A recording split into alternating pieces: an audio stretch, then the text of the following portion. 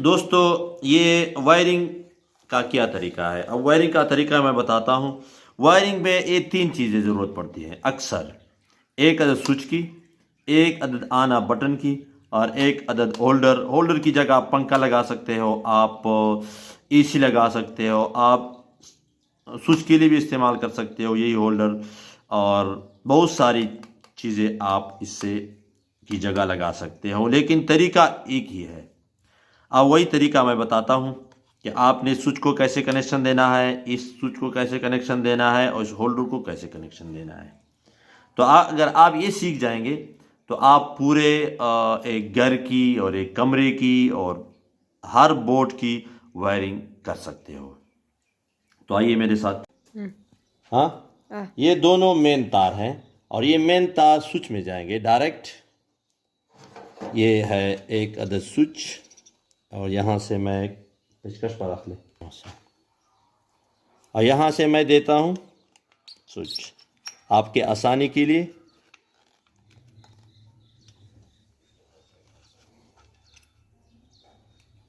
ये तार कमज़ोर है लेकिन आसानी के लिए मैं देता हूँ यहाँ पर।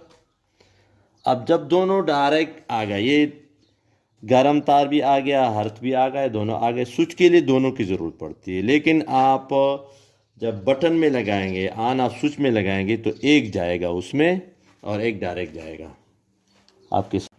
अब ये वायर जाएगा यहाँ से ऑन ऑफ स्विच में बंद।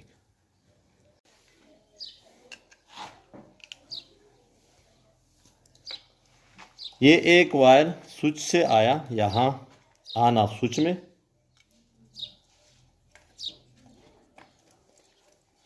एक यहाँ से डायरेक्ट जाएगा होल्डर में, और एक यहाँ से जाएगा इसी होल्डर में। अब ये जो डायरेक्ट आए हैं, एक ये वायर एक ये वायर, ये दोनों निकल गए, एक निकल गया, दूसरा भी निकल गया।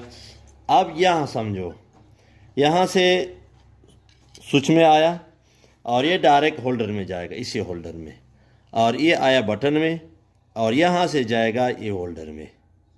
अब अगर ये बात आपको समझ आई तो आप पूरा वायरिंग कर सकते हैं। यहाँ से 2 वायर निकल गए, यहाँ आए, एक आया बटन में ऑन ऑफ स्विच में, और एक आया डायरेक्ट होल्डर में, एक इस होल्डर में आया, एक दूसरा होल्डर है उस साइड पर।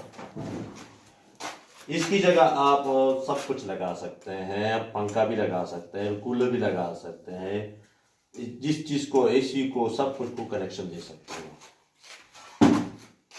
अब आसान सी बात है, ये वायर कट किया बटन में, ये डायरेक्ट आया, यानी बटन ऑन ऑफ के लिए लग गया।